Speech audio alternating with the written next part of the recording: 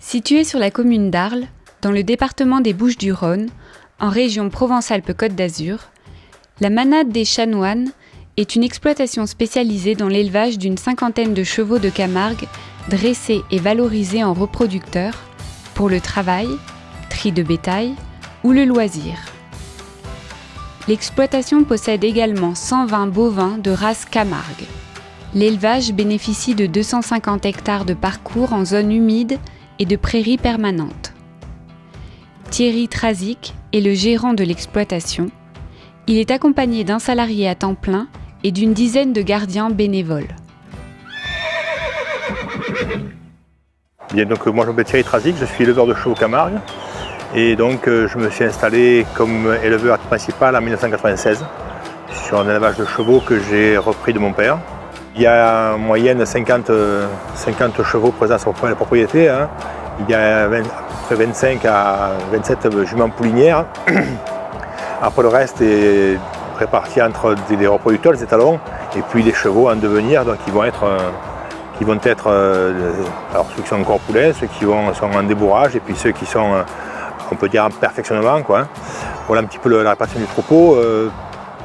Nous on s'est orienté, on a un travail.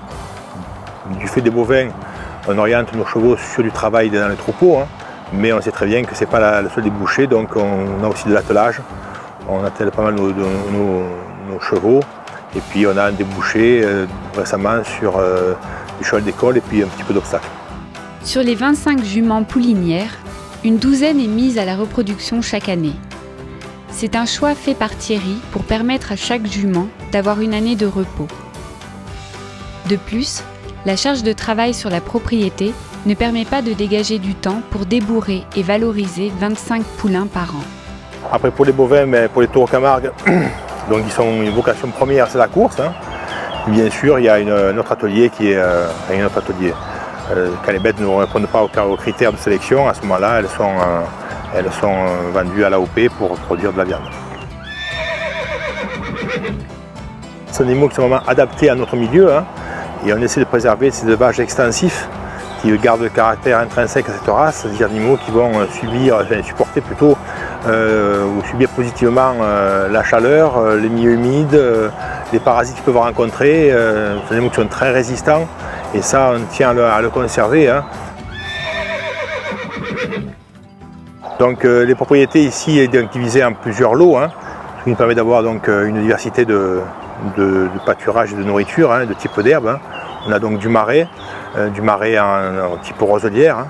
En fonction des époques, en été on mettra plus facilement les bêtes dans les roselières. Hein.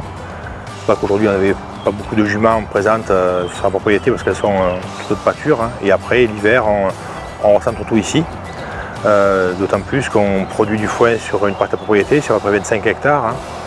Avec un gros avantage, c'est que récupérant les eaux d'irrigation des prairies de Cros, on a de l'eau assez facilement, donc on peut arriver à produire 3 coupes de foin dans la saison, et ce qui nous rend bien service puisqu'on est autosuffisant, aussi bien pour les équins que pour les bovins en fourrage.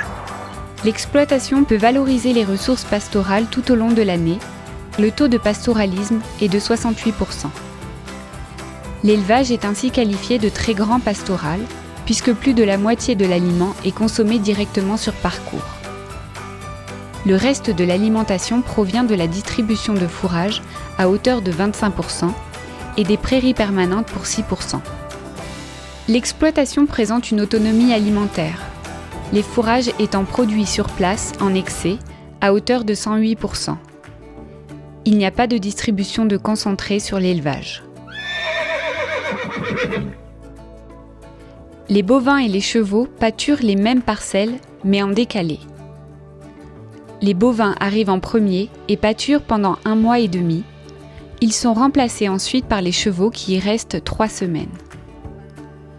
Le parcours est ensuite mis au repos pendant 3 semaines, ce qui permet d'éviter le surpâturage et de favoriser la repousse de l'herbe. L'intérêt, c'est d'avoir une faune qui est assez diversifiée, puisque on sait bien que les chevaux et les taureaux ne mangent pas forcément les mêmes les mêmes herbes, hein, donc ça évite de faire du broyage aussi. Ou à l'époque on faisait des écobuages, hein. Donc maintenant ça régule un petit peu ces herbes-là. Ça aussi contrôle un petit peu le parasitisme aussi, hein, puisque c'est une terre très humide où on est pas mal infesté de douves, donc les chevaux raclant bien, ça évite que la douve se propage de trop. Et puis il y a un intérêt quand même qui est important sur le pâturage, c'est que ça permet de garder les milieux ouverts, et donc ça aussi est une action écologique, c'est-à-dire en gardant les milieux ouverts, on permet à une faune, une flore sauvage diversifiée de s'implanter sur ces territoires-là.